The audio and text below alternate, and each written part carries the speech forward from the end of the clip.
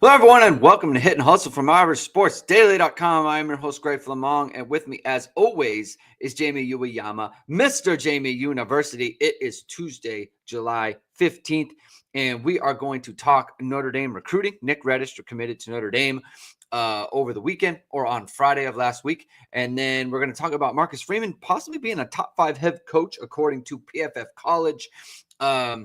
I think it's a good discussion to have. And then we'll talk about Notre Dame's 2025 opponents. Jamie just completed his opponent reviews that are up on IrishSportsDaily.com if you want to do a deep dive on any of Notre Dame's opponents. Jamie, as always, does a very extensive and good job with these previews, similar to his game previews that he does that are shared around through amongst sites all over the internet. So a lot of in-depth stuff there, and that's what we're going to talk about today.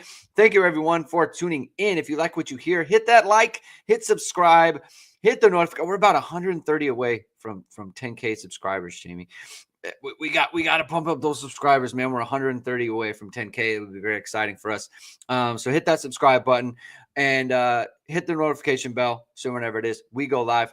Links to the podcast are in the description below. And as always, the show is brought to you by ESQ Clothing, founded by Notre Dame alum Ge Wang. You've seen ESQ on all your favorite Notre Dame players and coaches with over a decade of making the best custom clothing available.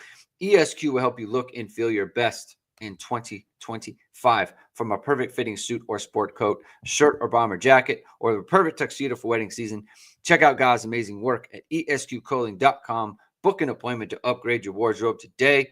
Mention ISD. Get 10% off your entire purchase. That's esqclothing.com.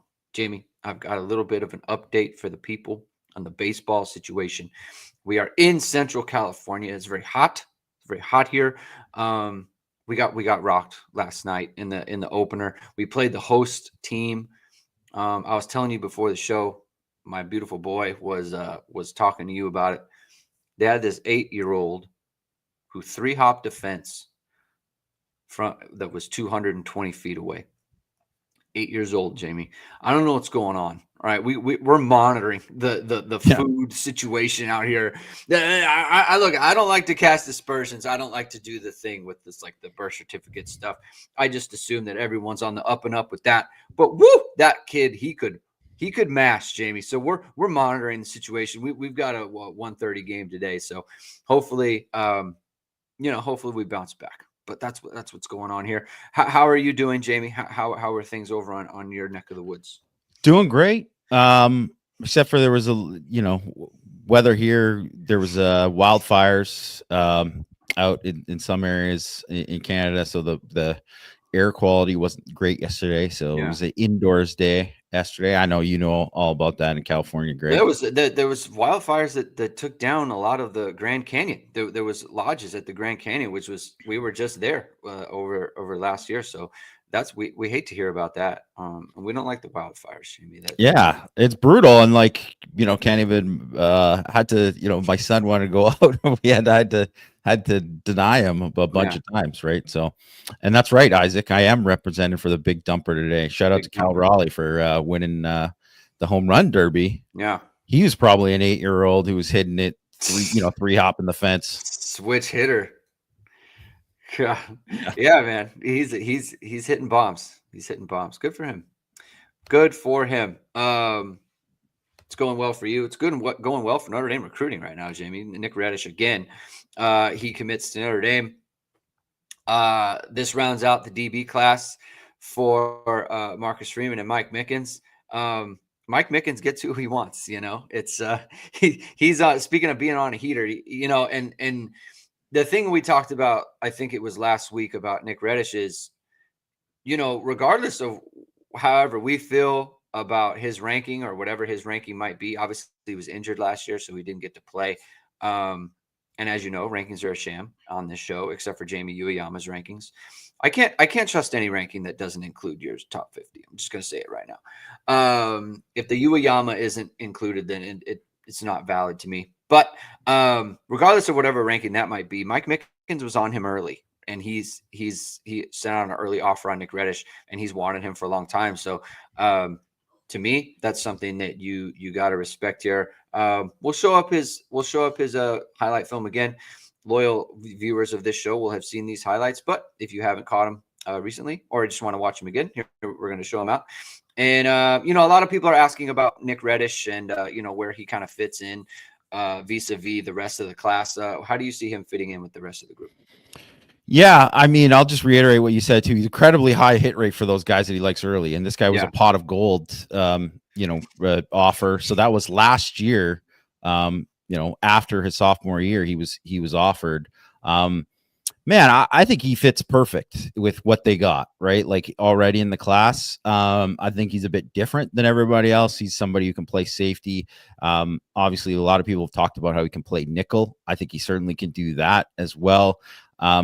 He reminds me quite a bit of Cree Thomas, actually. That out of like the most recent, guys, because I think he's a guy that doesn't kind of wow you with, he doesn't, his athleticism doesn't pop, right? Like it doesn't pop like it does with some of the other guys, but he's super smart. You could just see he's a smart football player. Yeah. Like this play right here, where he's running that route for that guy. Right. Like he knows exactly how that is going there. Right. And he's got great recognition.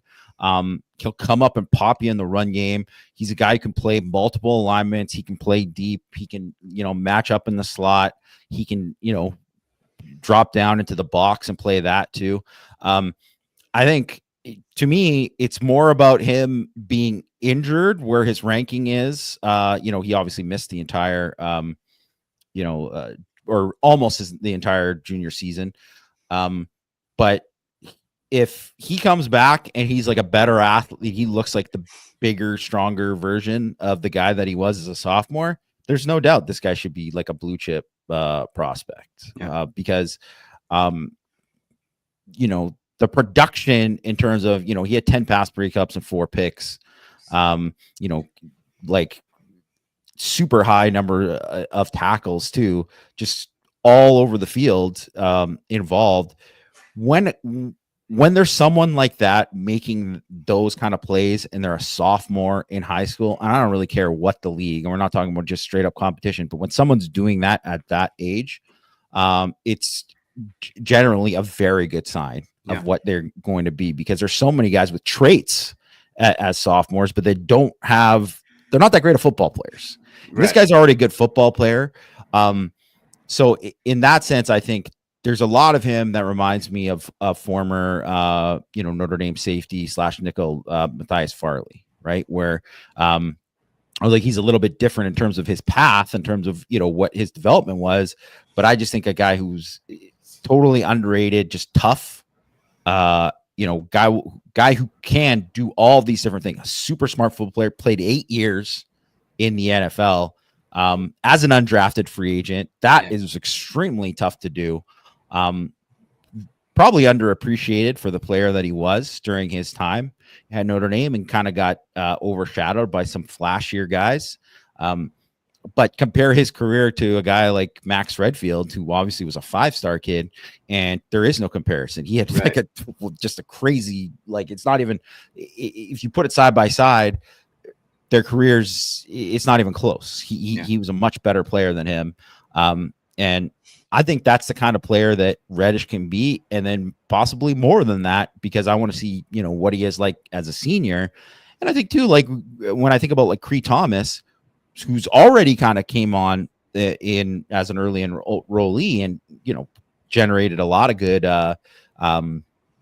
buzz about him. I think it's probably going to be pretty similar with a guy like Reddish. And if you're thinking about like, the high end athleticism of a Joey O'Brien, you think Corey Adams, who's got like just ridiculous, unbelievable traits to play, corner to be a man coverage corner. You see, Chaston Smith, who's like long and fast, another one of these guys, another, very much a Mike Mickens style corner. Just, with height and weight. And then you got Ethan Pouncey, who's just a freaking beast, just a monster. And he's got corner skills too. And I don't think he is a corner, but he's got some corner skills too. I think you got a whole bunch of guys who can play coverage and like play man coverage. And when you have 5 guys, and when you're getting safeties that can do that, man, it just makes your job as a DB coach and as a defensive coordinator, like Chris Ass's job, and whoever is going to be the defensive coordinator later on. And who knows if Chris Ash will be there in 3 or 4 years when most of these guys will be, the biggest part of the defense. It's going to be, there's so many different options that you can do with these guys. You can be so multiple and so versatile when you have these kind of athletes. Yeah, I mean, as you see here, the Notre Dame's 5-man DB class is pictured. It's just it's a very good group. It's one of the best in the country, if not the best in the country, from a total prospect standpoint and the totality of what their skill sets are. You mentioned Matthias Farley. Speaking of remembering some dudes, hashtag on that. I said little Nick Coleman in there, and I think anytime you comp someone to like not a star or whatever, like not a regular starter, people kind of get the side eye about that a little bit. But like Nick Coleman's a good football player, A, and B, like we're talking about skill sets, right? Like his, if Nick Reddish is a slightly better version of Nick Coleman, now you've got like a very good football player, right? And a utility football player that is very useful for your football team, right? And he can play lots of roles and he can do lots of things. And just like you want guys like that in your room, and it just, it rounds out the class, right? You always want a guy who's kind of like, he can do you can see him doing a number of different things. And he's exactly that. Just like Matthias Farley, right? Like he played safety, he played nickel. He was a good blitzer. He was a good dime guy, right? So he filled so many roles for Notre Dame in their defenses. It's just it's a perfect cap to the class, I think. And, hopefully we'll see, right? Like we've got to see how he comes off of his injury and that sort of thing. And it's obviously that's going to be something to monitor throughout the year, his senior season. But that's the deal. The last player in Notre Dame's, it looks like that they're going to be in on anyway at the moment, right? Obviously that sometimes things change with senior film and that sort of thing, is going to be Elijah Golden, right? Some offers could go out later, but Elijah Golden is who Notre Dame is now kind of focused on. He's got a July 26th announcement. I think that would round out the class as it, it currently is constructed. He's big, right? This would be a big one for Notre Dame for their defensive line. It would round out their defensive line, and it would be one of the best groups they've had on the D line. The only thing is, it's like maybe you could have taken a third interior player, but I think Notre Dame kind of made a choice that if it wasn't going to be Alistair Vallejo, then they weren't going to take 5, right? And I think that was their decision. So look, on the outside looking in, could have taken a third interior guy, but internally, I don't know that Notre Dame was sold on that. So, well, I think one other thing too about the interior thing is I think that a lot of people look at it as where Notre Dame is or what they've done in the last few classes, right? And what they think of these defensive tackles that they've landed. I think what Notre Dame is saying by only taking 2 is that they like the young guys that they have on the roster. They think those guys are, there's enough of those guys are going to be pretty good players for them. So if you look at it from that perspective, when you think about guys like, Armel Mukam and Cole Mullins and Sean Saviano, and then, the freshmen that they just brought in, and like Dixon and Salfset and Rafe, like not all those guys are going to be good, right? Like that never happens, but those guys have multiple years left after this one. And they're looking at it as it's not a dire need. They're thinking that those guys are going to be pretty good. Enough of those guys, like 3 out of the 5 or whatever, right? Like that's how they kind of see it. And if they didn't see it that way, they would have made it a much bigger priority, because that's just how you have to approach it, especially when you are building through, you're building your program through recruiting. And that's what you want to do. And you want to develop these guys and you want to get them to play at a certain level. And I think that you already know where things are at in terms of defensive tackle and how hard it is to land, you know, top level defensive tackles in the portal, guys that, you know, would be like instant impact guys. That's going to be extremely difficult to do. So you have to have guys that you think are going to be able to play at a really, really high level and develop them.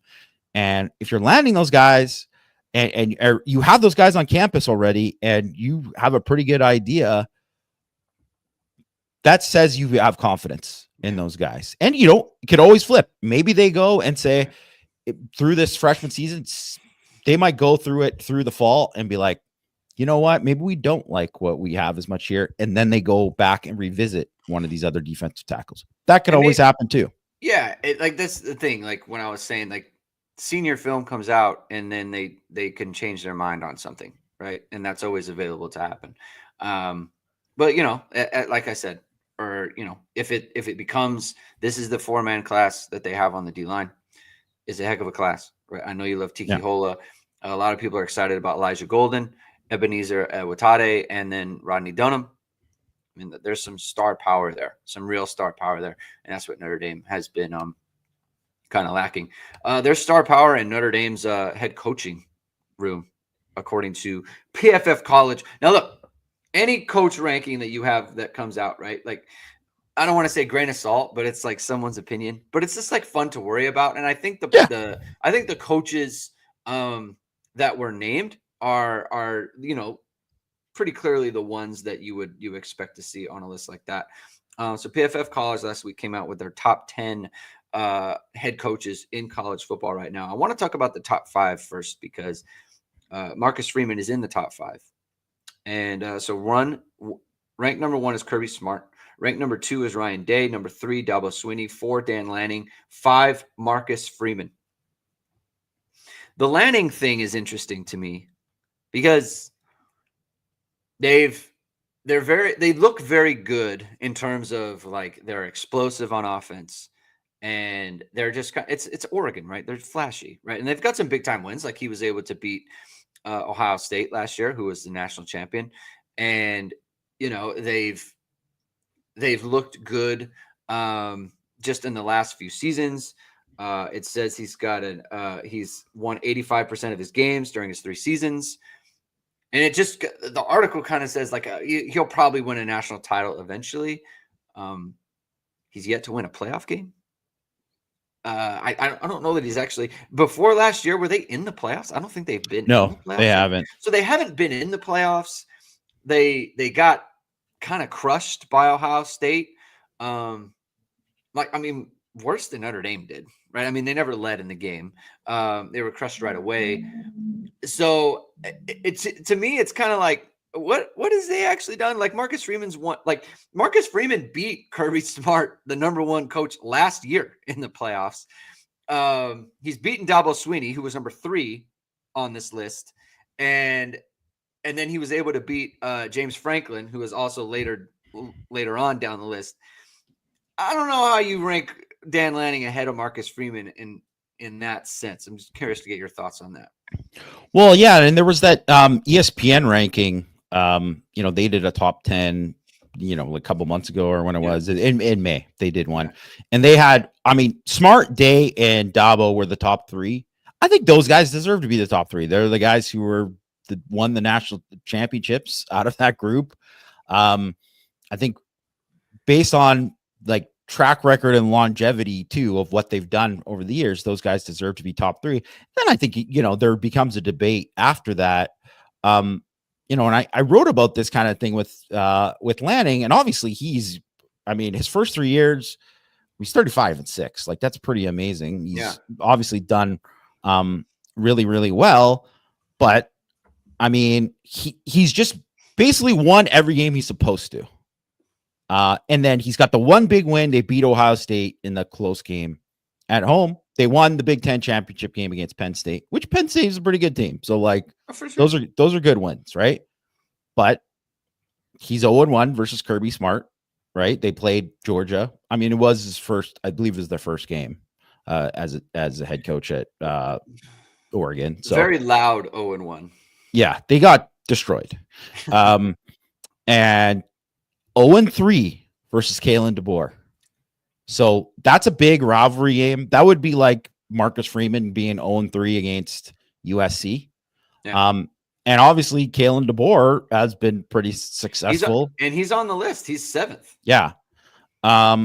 Also, you know, he lost the Civil War against Oregon State in his first season. And they lost this in the CFP. It's not just that they lost and they got kicked. They got kicked, like you said. Yeah. They were the top seed. Yeah. So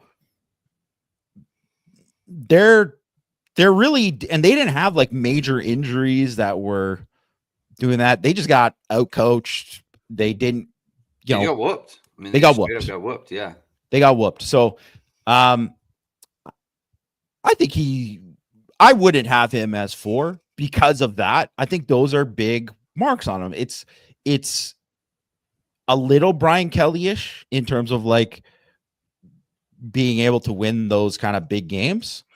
And certainly he's done well, but you know, if you look at, say, if you were going to say compare Marcus Freeman and you could point out those bad losses, the year one, the couple bad losses, the I think people put too much on that Ohio State, the end of the game thing. I mean, that's just something that it could have happened to any. That isn't 100% on him. You know what I mean? Like I put that on other guys in the staff, but whatever. But if you look at like where, you know, in the NIU game, but then what they did after and the response to it and how they've done it and then how they overcame the injuries and then also his record against these top 25 teams and the way he's beaten Kirby Smart and, you know, he beat, you know, James Franklin in that, you know, small game James in that, you know, CFP semifinal. Right. I think that like, there's just a lot there to say that if at the very least, I don't think he should be under where Lanning is. And where ESPN has it, they have Freeman at 4, Sark at 5, and Lanning at 6. And I think that is probably more right. And I wouldn't even have, if you said Sark was over Freeman, I think you could give it to him because they made the playoff last year too when they made it to the semifinals, right? So I think that's fine. And what he's kind of done to kind of build up, you know, Texas. I know it's a prime job, but look how many guys failed there before, right? So I think that would be something who has a stronger argument for it than Lanning. To me, Lanning is kind of in that win a couple big games here, and then you get bumped up to that next level. Yeah, the thing with Sark is they lost to Georgia twice last year, and Notre Dame beat them. You know, like to me that's a pretty big deal.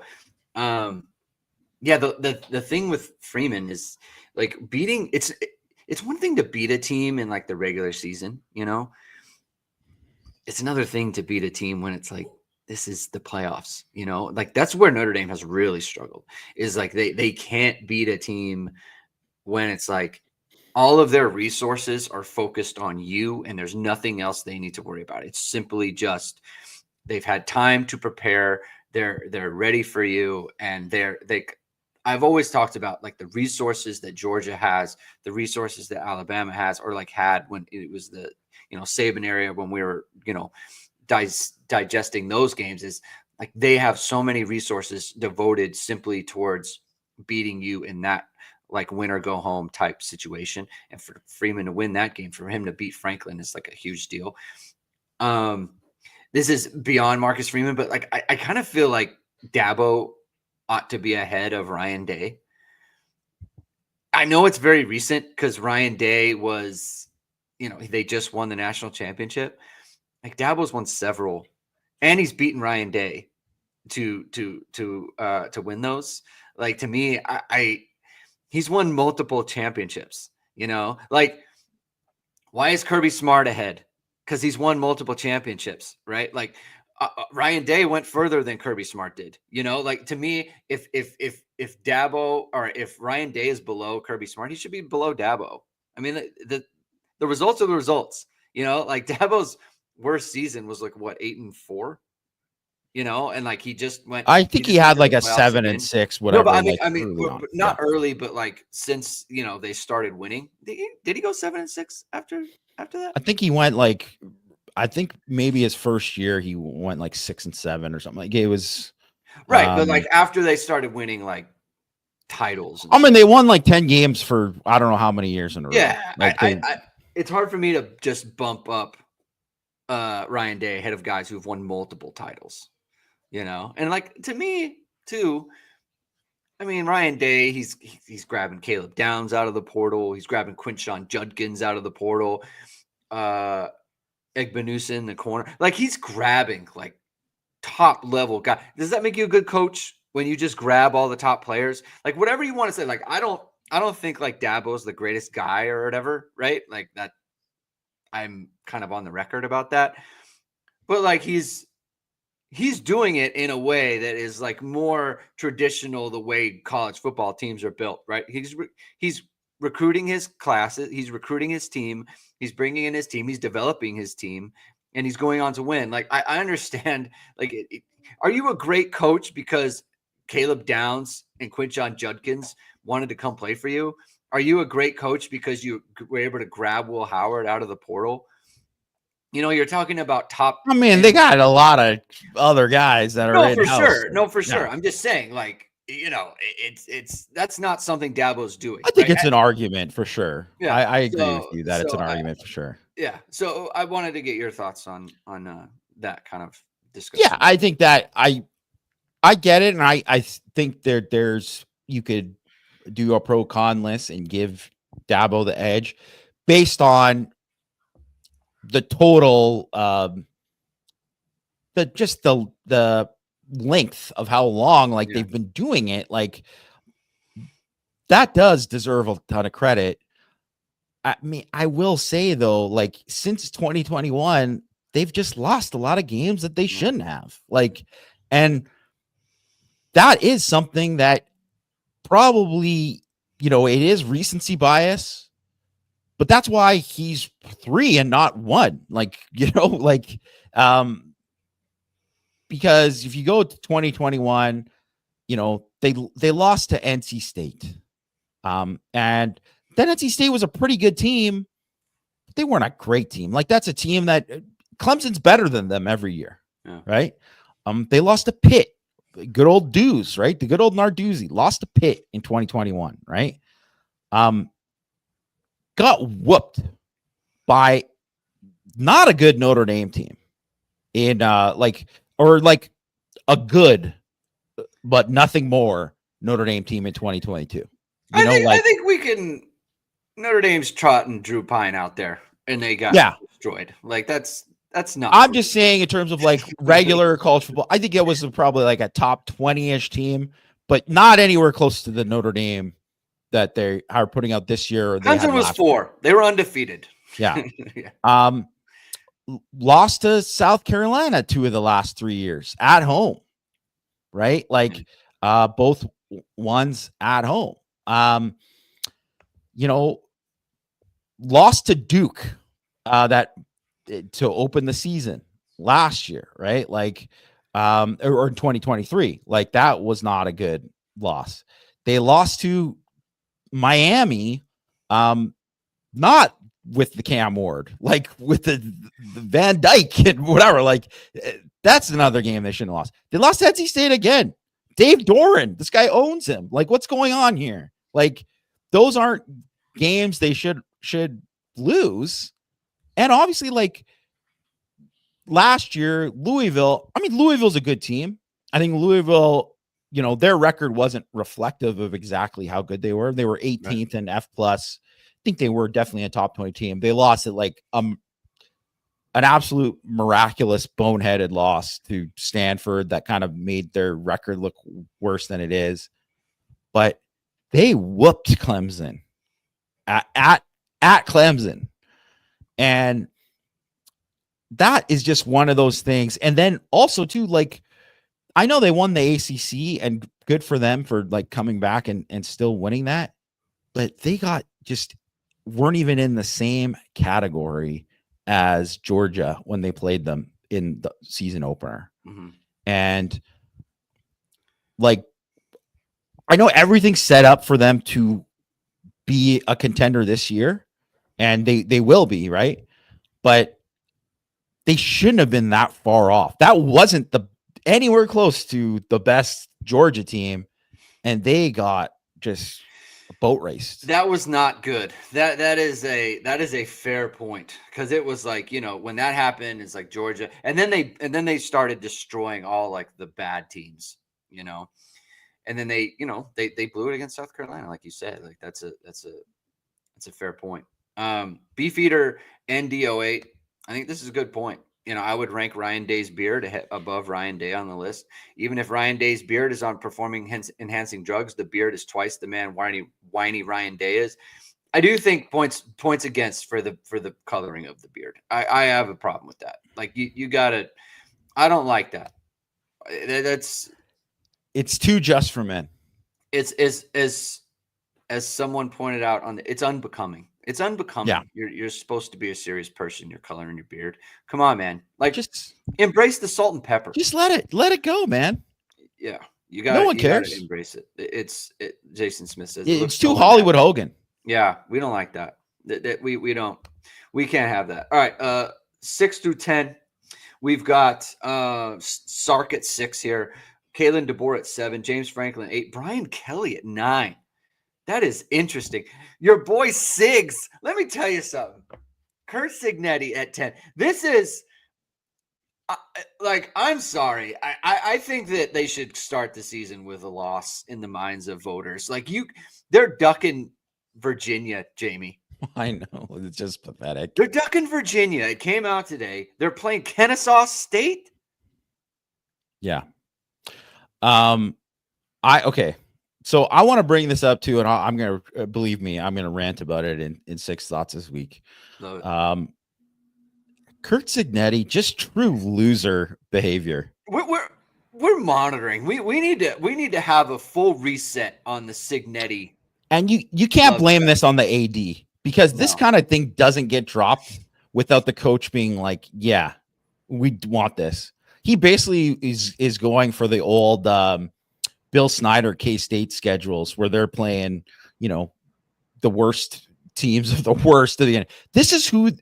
Okay, I thought, okay, fair. I just wanted to give him the benefit of the doubt for a second, just 1 second. So I looked at the 2027 schedule to be like, they dropped Virginia. Well, maybe they have like some other, maybe we're supposed to play Texas. I don't know, just some random, just whatever. Yeah. Pick a blue blood power that year. And I was like, okay, because they're gonna play 9 Big Ten games. It's like, okay, they don't want to play 11, Power 4 games. Maybe that's why they did it. And I was like, I think that's dumb to drop Virginia. Virginia's not a team that you should, try to avoid. But let's just look at who it is. No, this is the 3 they're playing. You said they added Kennesaw State instead. Okay. Indiana State. FCS Indiana State. Not an FCS power, by the way. Just let you know. It's not like they're playing North Dakota State. And, Christian McCullum's UMass Minutemen. Give me a break, Signetti, and Indiana in general. We should want to root for Indiana. Like, just general. I'm talking about general college football fans. It should be a good story. Everyone should want to root for when teams go from it's been a trash program for years and years, right? They've had some bright lights. They've had some Antoine Randall doing crazy stuff, and they've had some moments there. Jerry DiNardo had like a good team or two. Like they've had some moments over the years that were like, okay, but it's been a long time since they were decent. So for them to have that kind of year last year, like that honestly is great, but he made them less likable by him. Oh my God, his schedule. But he made them less likable by his whole persona, right? And so you're like, okay, whatever. But the guy wins, so you're gonna give him some credit.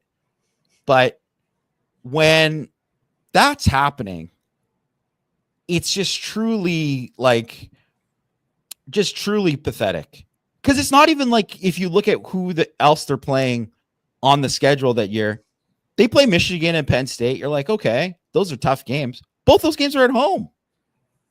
And 2027, you should be there for a while. That should be your program. Everything should be established. If you think that who you say, you think you're who you say you are, you should be up there with those teams at that point. And then they're only like really tough, road game, like quote unquote tough, is at USC. I don't know who the head coach is going to be at that time.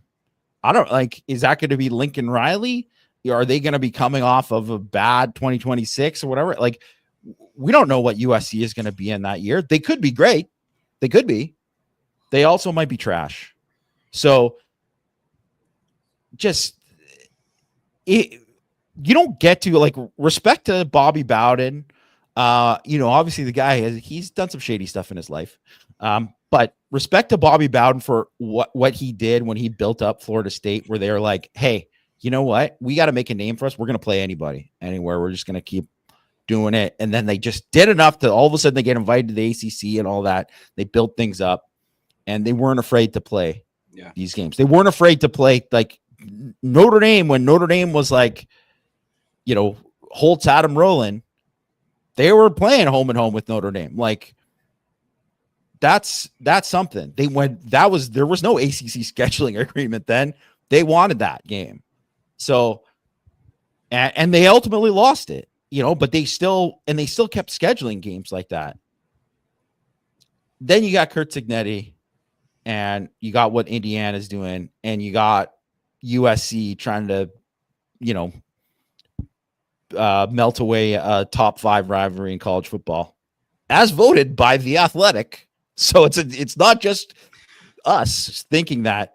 So I just don't even know. That kind of stuff is so depressing about college football. Like, just imagine if the NFL, the guy who's making the schedules for the NFL, was just like, Patrick Mahomes versus Josh Allen, Sunday Night Football.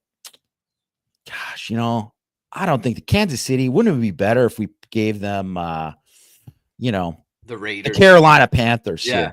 Like, no one thinks that way unless you're just straight losers. And that's almost, if there's any reason to have like a real commissioner, a real like body that governs everything, it's to avoid just weak behavior like this. It's disgusting. Unbecoming. The game's gone, Jamie. We used to be a proper sport, and now it's just we're losing it. We're losing the game. Jason Smith says, not like Virginia was some juggernaut. Virginia is the type of team you should be playing. Yeah. That's the point. People will give you credit even if they aren't good. Yes. They will give you credit. And like, if you can't beat Virginia, then what chance do you have against whoever else is tough on your schedule? You have to schedule, you have to be able to beat the Virginias, and you have to go out of conference and do it, right? Like, you get credit for that sort of thing. If it's close, you will get the benefit of the doubt. And if it's not, and if you do this, then you will get none of the doubt. You will get none of it. And the thing is like the SEC and the Big Ten, like, they have, and especially the SEC, like, they have put the narrative out there, like, your schedules are just the fact that your schedule is set up the way it is, like, should be almost disqualifying in their minds, right? And that they're putting that narrative out there, like, you do this and you are just furthering that narrative. You're giving yourself no benefit. Like, the committee is human beings.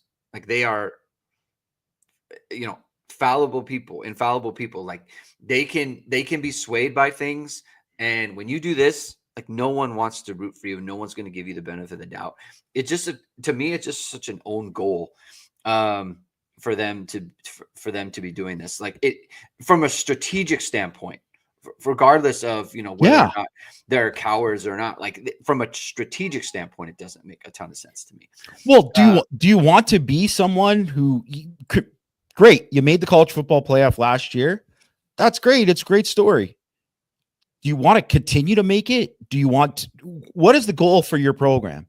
The goal is to just win 6 games and go to the Bahamas Bowl or whatever, right? Like, okay, then you're just saying that then at that time, because I can tell you right now, 11-1 against that schedule with those, basically 3 teams that you should are going to be like 3 of the, worst that anyone plays at a non-conference schedule. That's not going to help you in any way. It's not going to help them in any way. And didn't they duck Louisville last year? Isn't that true? Yes, they got out of that Louisville. And I'm going to tell you right now, I mean, I watched them both in person. Louisville was better. They were definitely. They had a much, I think Indiana, to be fair, Indiana's defense was better than Louisville's defense. They presented more problems with their front seven. But it wasn't as big of a gap as it was Louisville's offense compared to Indiana's offense. Louisville's offense was really, really good. I mean, Tyler Shough was a 2nd-round pick. I mean, he was good. And the thing is I think they took they learned the wrong lesson, because they were rewarded last year when they ducked Louisville, but it was different because people didn't view them that way. And so they didn't get penalized for doing something because no one saw them as a contender. Right now, when you do it, people kind of do see them as a contender, and now people see them doing that, and you think, oh, they're trying to engineer a title or something. People don't like that. Like, that doesn't look good, and especially when your coach is popping off at the thing. So that's not a great situation. I do want to get into Notre Dame's schedule here, and so ran a bit long on the coaches. I just thought it was an interesting thought topic for the offseason, Jamie, to talk about the coaches. Because Notre Dame's got a good one, and that's exciting, right? Like, when you feel like Notre Dame has a good coach, and the reason that Marcus Freeman is at 5 is because of his wins, and what he was able to do in the offseason. And look at the fact that Notre Dame, or that Marcus Freeman, is above Lincoln Riley, who isn't even on the list, and Brian Kelly, when like that whole 2021 scenario was playing out, you just never would have thought it, right? Yeah. And talk about bang for your buck for Notre Dame. Marcus Freeman did not come as expensive as those 2 guys, and he has far outperformed them. He's beaten Lincoln Riley 2 times. He's beaten them pretty convincingly 2 times. And it's, obviously he hasn't played Brian Kelly yet, but Brian Kelly lost to USC last year, and Marcus Freeman's team kind of handled USC on the road, whereas the other game was at a neutral site. Notre Dame's in a good situation, which is very exciting.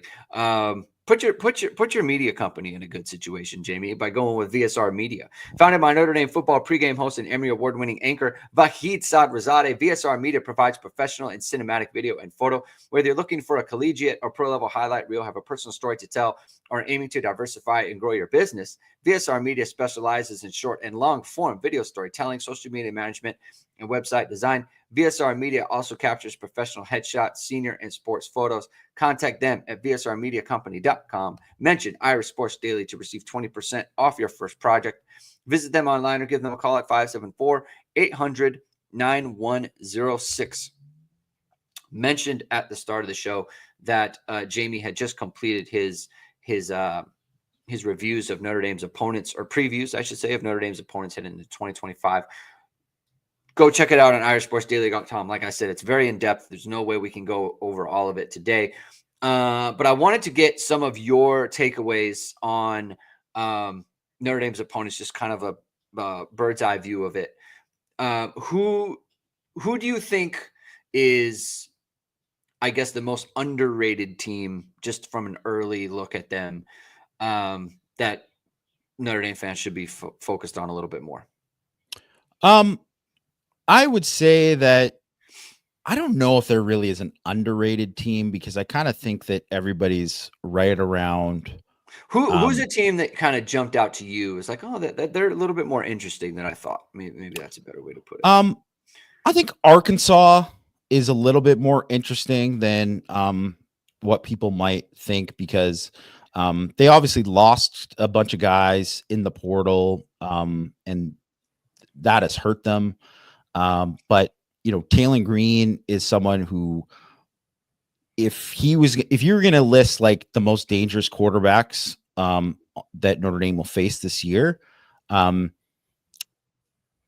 you'd probably put Carson Beck at the top, just because he's got the 2 years of pretty good football. I know he had some things against him last year, but he's played pretty good football. Like he's a pretty good player. He's going to go into that Miami offense. I know they got a lot of questions, but he's got the highest floor out of anybody there. Taylor Green probably has the highest ceiling. And he's like, he's like 6'6", 230. He can run. He scrambles a ton. And when they beat Tennessee last year, he was great. Like that was one thing. Like he was great in that game. And that was a game that they shouldn't have won at home, but they did. And so that's, something to watch out for. He could have just a big time game and kind of elevate them. I mean, there's a lot of other questions about them, like specifically like up front on both sides of the ball. There's definitely questions for them.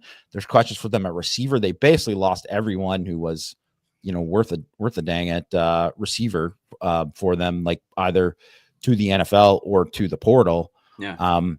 So, and then I don't think the defense is quite, it's not at the level, like you're not playing Texas A&M. And that the talent level is not even close there, although they have some dudes, right? They have some dudes.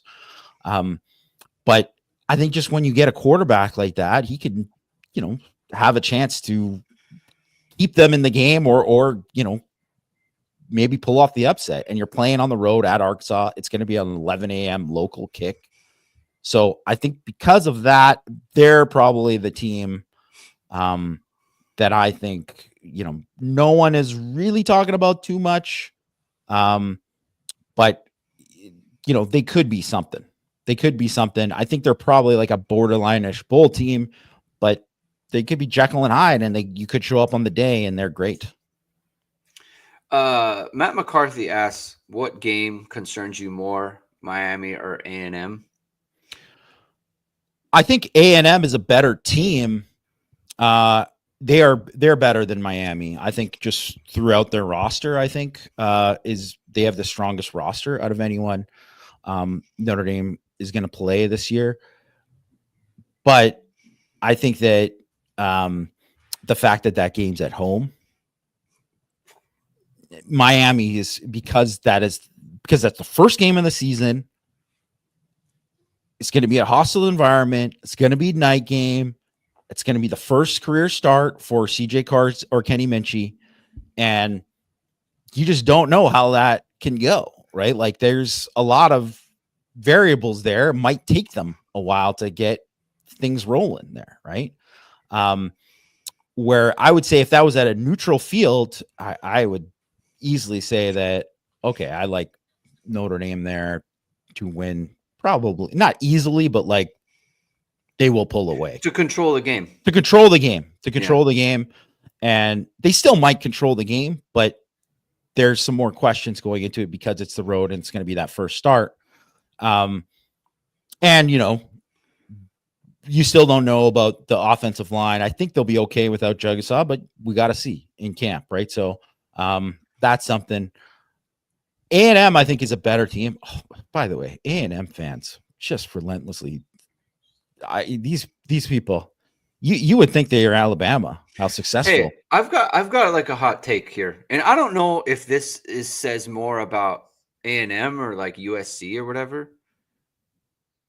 But is A&M all that different than USC? Like their team as constructed, or just like their just program?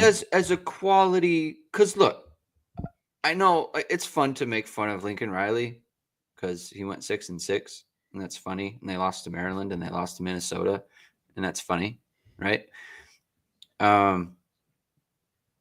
The USC beat Texas A&M. Now, Texas A&M fumbled the bag in that game, right? They were up by a lot, and it was a bowl game or whatever. But, like, I think both teams were taking it seriously. That was one of those bowl games where it's like A&M wants to do well. And the thing is like they had a bunch of players opt out or whatever on defense. But at the same time, like those players are the ones who aren't on the roster. So I think it was a pretty good kind of indication of what that team is going to be next year. I mean, obviously they brought in some transfers, and so it's not like for like, right? And some things are different, but that's kind of true of USC as well. And so I just feel like so my point is, I don't know if I'm saying that USC was better than we think. Maybe they're underrated, or if maybe Texas A&M is a little bit overrated, or maybe it's a little bit of both. I just don't see them being that different. So I'm just curious. I think in a lot of ways it could be right, but I think if I was going to say the big difference between them is that A&M is just way better on both sides of the line of scrimmage. Right. And so that's A&M's O-line is serious, and we know their D-line is pretty good. I think their O-line may be a little bit overrated a little bit because everybody's kind of coming back and they're kind of getting treated like they're going to be. This is something that Brendan McElinden at 1 Foot Down has talked about a bunch. Like he talked about this when it was like North Carolina, and it was the same kind of thing where it's like, oh, they return like 4 or 5 starters. And it's like, yeah, but they're not good. So like just because you're bringing them back doesn't mean that, all of a sudden they're going to be great. Like if you're not that good, then maybe you're just not that good. And I don't know if that's what you're saying about A&M. Like just because they're bringing guys back doesn't mean they're all of a sudden world beaters. I mean, I think some of those guys are good, but I don't think like Trey Zune is a good player, but he's a 3-year starter. He's going to be a 4-year starter. Could have gone pro if he's so good. Yeah. He's not. Yes. If he was a elite left tackle, he'd be in the league. Yeah. He would have gone. Right. So he's not at that level. And, Armaj Reed Adams is a guy who's been getting a ton of props heading into the season because he was, played pretty well for them last year. I watched the end zone copy of that game. He wasn't whooping anybody. Yeah. Against Notre Dame. Yeah. I didn't watch every single one of their end zone copy of every game for them, but he didn't pop to me as a guy like he's getting almost like Quentin Nelson before the season hype in terms of like he's the best guard in college football. If he is, I don't see it. I mean, I just don't think so. I think he's a good player, but I don't think he's a dominant player in that way. And I think that their pass defense was bad last year. Like it was not good.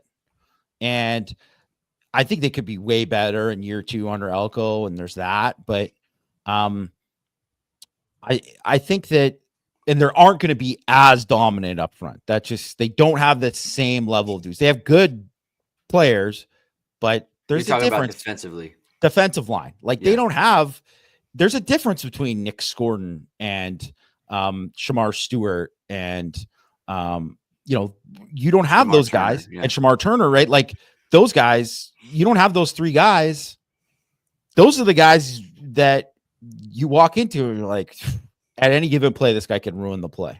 Yeah. And they don't have that level of guys anymore. And like Castrus a good pass rusher. He's good. I think, Le'Veon Moss is a really good back. Maybe Ruben Owens, he was a 5-star kid. He missed the season last year. Maybe he ends up being a total stud and he's a game breaker who has something. Maybe this year, Terry Bussey is the guy that kind of they want him to be as a 5-star kid. I don't know, right? I think but I don't know how Marcel Reed is going to do on the road at Notre Dame. I think he's a good runner. He was not that good of a passer. He's not that accurate. So how much better is he going to be? And I think that's kind of the question that with some of their other receivers too, like they had some dudes at receiver last year. They just weren't that great. So yeah. I don't know. I think, and like Kevin Concepcion was a guy who was really good at NC State. And he's the guy who's kind of supposed to be their top guy. But like you just heard, he's a big time attitude problem and he's not a great team guy. And I don't know. Like if he seems like a guy who he's probably looking at one and out, he wants to go to the league unless he's going to get paid a ton to stay or whatever. So I don't know how those guys fit and about their other receivers there. Like I do think talent wise throughout the roster, they're good, but even a guy like Torian York, who's a really good player. He's a very good player. I mean, he got juked bad by Jadarian Price. I'm not saying that's just one play and but I'm just saying Notre Dame's got good players too. Notre Dame, like those guys are going to dominate Notre Dame's guys all game. That's not going to happen. Their linebackers aren't better than Notre Dame's backs. No way. Not even close. It's not even close. It's a different universe, And I don't think so. Yeah, I agree. I do think we are in an era where like it's going to be very hard to beat Notre Dame at home if Notre Dame is like paying attention. Like every time I look at Notre Dame's schedule, I just think to myself, and I felt this last year too, like if Notre Dame is paying attention and has their antennas up for you and is ready to go and they're focused on this game, it's very hard to beat them because that's Marcus Freeman. Like that's what he's been and that's what he was. And that's what he was last year. It's just very hard to beat them when they have, their full attention on you. People talk about where's the loss coming from. To me, it's like I'm looking at a game where it's like, where might Notre Dame not be paying attention?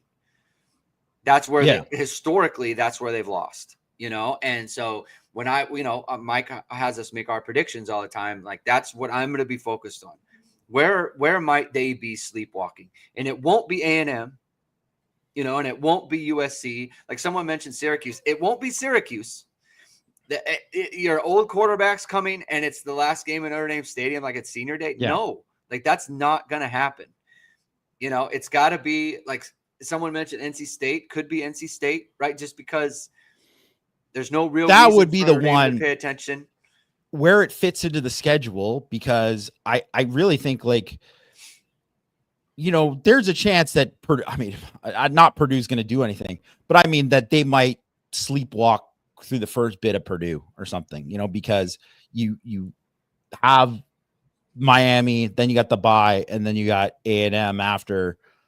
I mean, there's going to be a lot of like, if Notre Dame wins those two games, there's going to be, Purdue, if Notre Dame loses one of the first two games, if they're 1-1, I'm sorry, Purdue, that game is going to be like a 100 or whatever. Like, they're going to put it on Purdue.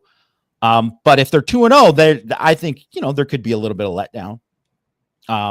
That's a possibility, but that first or like the second big road game for them, Arkansas, like that is going to be a game they take very seriously. Boise State is very likely going to be undefeated, and people are going to talk about them as like, well, are they the best group of 5 team? That is going to be a game Notre Dame is ready for. Yeah. I could see the NC State, because it's after that, it's sandwiched in between, USC. And that's a very Admiral Akbar, it's a trap game, right? Like that's one of those type of things. And I don't think because BC, one, I don't think BC is good enough. And that'll be after the bye. So they'll kind of have like a reset there. And then obviously Navy is going to be a game that I think they take pretty seriously because Navy's offense is going to be, they might be undefeated at that point. At Pitt, I think at that point too, and this is one thing that I which I think is always good to go through these opponent previews for me, just personally, just going through all these rosters and stuff. Like they got a lot of depth issues at Pitt. And if they're having injury problems, then it could get ugly. That could get ugly. And same thing with Syracuse. It's like not in a good spot there, which is why whatever. And Stanford, I actually think, I mean, they've been one of the worst in the Power Four. I'm not breaking any news by saying they're going to stink, but I think they could be the stinkiest that they've been. Like the roster is bad, unless Frank Reich is just like a miracle worker, and they're just like, there's some magic going on. How good can he be though? Like it's interim. You can't. They don't have good enough players to make up for it. That's the problem. They could be playing really hard, but the big difference between when they beat Notre Dame at home in 2022. And I mean, that was not a good Stanford team. I'm not going to tell you that it was, but the one thing with Stanford during those times was they still had a lot of guys who were NFL guys on the team. And they had probably 8 or 9 guys on that team who ended up being NFL draft picks. I'm not saying that's a loaded team by any means, but there's a bunch of guys who started on that team who end up transferring and starting for like Michigan and like some other really good programs after that. And that was also Drew Pine was at quarterback. There was a lot of factors that going into it, but that team was way better than what they have now. The top players on Stanford's team are going to be the young guys. Most of them aren't ready to play yet. And maybe they'll grow up a lot during the season, but I don't even think it'll be possible to grow up that much for them. And I just don't think they have enough guys. Like I couldn't tell you on their defense, maybe Colin Wright is an NFL guy. Maybe. Yeah. Sam Roush, the tight end. Yeah, he'll play in the league. If I'm going to say like their offensive lineman, I don't know, Khalil House, maybe he's going to be a pretty good player down the line. He's a true freshman. He was not good last year. Maybe he makes a huge jump. Yeah. But the rest of the line, even if he makes a huge jump, the rest of the line might be trash because they lost like 3 guys who were supposed to start to the portal. And, they lost Mosley was supposed to be their number 1 option. And then he went after the Troy Taylor, scandal. Yeah. And they lost Bailey, who Bailey was. This is the crazy thing about Bailey. Yes, he is a really exceptional passer. He didn't even start. How good can this guy be? He couldn't start for Stanford. That must tell me he's the worst player ever against the run. He's got to be just atrocious against the run if you're not starting for Stanford. It just like their end of the year too. They're going through the motions at that point. I got one comment here from Justin Kane, and then we're going to end it. Notre Dame Stadium isn't a very hostile environment. This is like hot takey. I think that's changing next year. And it's hard for me to, I've been thinking about how I want to articulate this. I just think that Notre Dame fans have been waiting for a program to have the juice.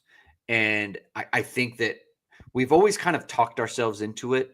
I think Notre Dame's success last year and the type of person that Marcus Freeman is and the type of coach, I think he is everyone's type of coach. And I think everyone's excited about him. And then when they had their success from last year, I think people are going to go head first into just, we are fired up. And I think it's going to be different.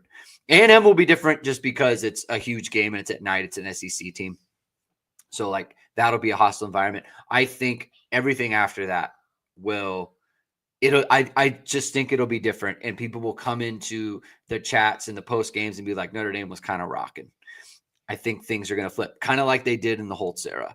It's just when the fans feel it, they just know it, and it's not something tangible.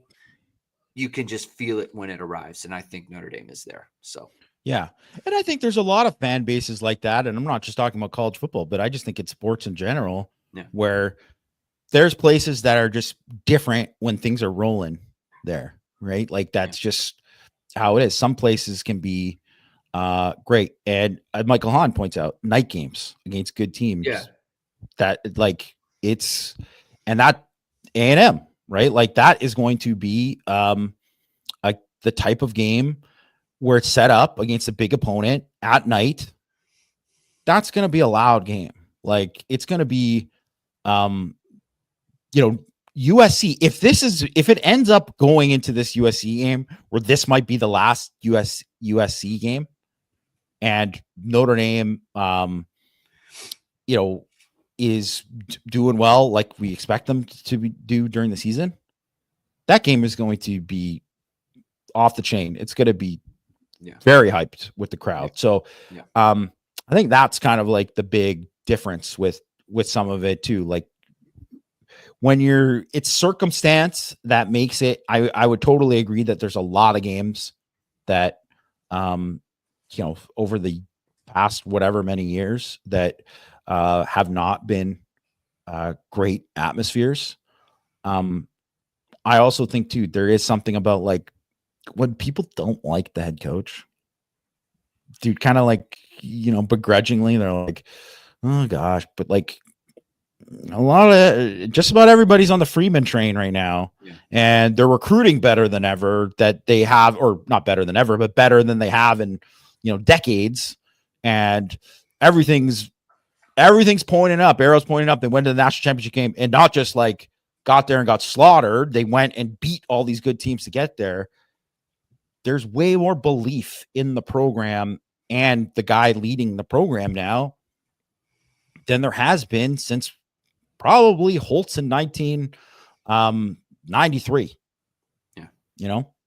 that is something. We can end it there. Thank you everyone for tuning in. If you like what you're here, hit that like, hit subscribe, hit the notification bell so whatever it is, we're going live. We'll be back tomorrow at 12 Eastern time because of my son's baseball schedule. So we'll be going Tuesday, Wednesday this week.